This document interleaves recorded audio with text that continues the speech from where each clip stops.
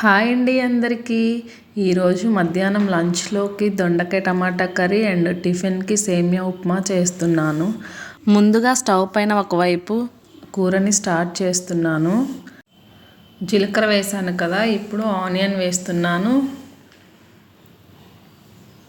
Onions మంచిగా fry అయ్యాయి కదా, ఇప్పుడు ఇంకా పసుపుని వేస్తున్నాను.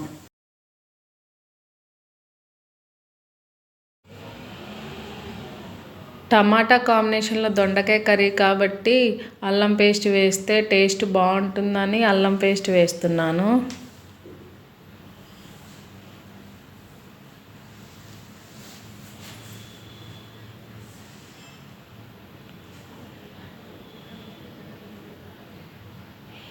అల్లం పేస్ట్ మంచిగా ఫ్రై అయింది కదా, దొండకాయ ముక్కలు వేస్తున్నాను.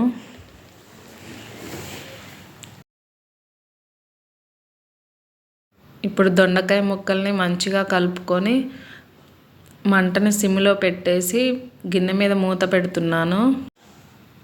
10 నిమిషాల తర్వాత మూతను తీసేసి చూస్తే ముక్కలు మంచిగా ఫ్రై అయ్యాయి కదా.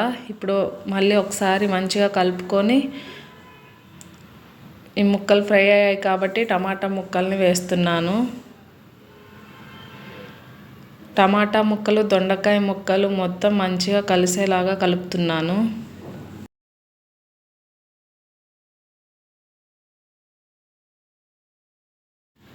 టమాటా ముక్కలు ఫ్రై అవ్వాలి కదా, అందుకే మళ్ళీ మూతను పెట్టేస్తున్నాను. ఈలోపు స్టవ్ పైన ఇంకోవైపు సేమియా ఉప్మాని స్టార్ట్ చేస్తున్నాను. ఉప్మాకి కావాల్సినవన్నీ రెడీగా పెట్టుకున్నాను. పల్లీలతో సేమియా ఉప్మాని చేస్తే ఉప్మా చాలా టేస్ట్గా ఉంటుంది కదా, అందుకే పల్లీలను వేశాను.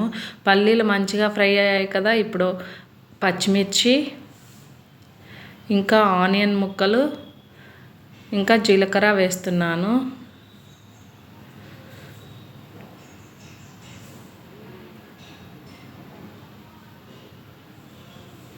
మొత్తం మంచిగా ఫ్రై అయ్యేలాగా కలుపుకొని కరివేపాకుని వేసాను. మొత్తాన్ని మళ్ళీ ఒకసారి కలుపుతున్నాను.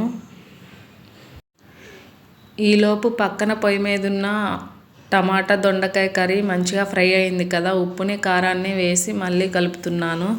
ఆల్రెడీ అల్లం పేస్ట్ వేసాను కాబట్టి ఎల్లిపాయ వేయకుండా డైరెక్ట్గా ఉప్పు కారాన్ని వేస్తున్నాను. ఇలా మంచిగా కలుపుకొని కొంచెం ధనియాల పొడిని వేస్తున్నాను. మళ్ళీ మొత్తం మంచిగా కలిసేలాగా కలుపుకొని 1 మినిట్ వరకు స్టవ్ మీద ఉంచాను. కర్రీ అయితే కంప్లీట్ అయిపోయింది. ఇటువైపు ఉప్మా స్టార్ట్ చేసాం కదా, ఆనియన్ పచ్చిమిర్చి ముక్కలు మంచిగా ఫ్రై అయ్యాయి కదా. ఇంకా ఇప్పుడు సేమియా ఎంత తీసుకున్నామో దానికి డబుల్ కంటే కొంచెం తక్కువ వాటర్ని వేస్తున్నాను. వాటర్లో సరిపడా ఉప్పుని వేస్తున్నాను. వాటర్ మంచిగా తెరులుతున్నాయి కదా, ఇంకా ఇప్పుడు సేమియా వేస్తున్నాను. ఇప్పుడు సేమియా మొత్తాన్ని మంచిగా కలుపుతున్నాను. ఇలా మొత్తం మంచిగా కలిపిన తర్వాత గిన్నె మీద మూతను పెట్టేసి ఒక 10 నిమిషాల వరకు గ్యాస్ని సిమ్లో పెట్టేసేయాలి. 10 నిమిషాల తర్వాత మూతను తీసేసి చూసారా సేమియా ఎలా ఉడికిందో మంచిగా. ఇంకా ఒక 5 నిమిషాల పాటు ఇలానే గ్యాస్ మీద ఉంచేసి గ్యాస్ ఆఫ్ చేసేయాలి. సేమియా ఉప్మా అయితే రెడీ అయిపోయింది. మార్నింగ్ టిఫిన్లోకి వేడివేడి సేమియా ఉప్మా, ఇంకా మధ్యాహ్నం లంచ్లోకి దొండకాయ టమాటా కర్రీ, బ్రౌన్ రైస్, పెరుగు అయితే మధ్యాహ్నం లంచ్లోకి కంపల్సరీ ఉండాలి. ఇంకా మీరు ఈరోజు మీ ఇంట్లో వంట ఏం చేశారో నాకు కామెంట్లో తెలియచేయండి. బాయ్.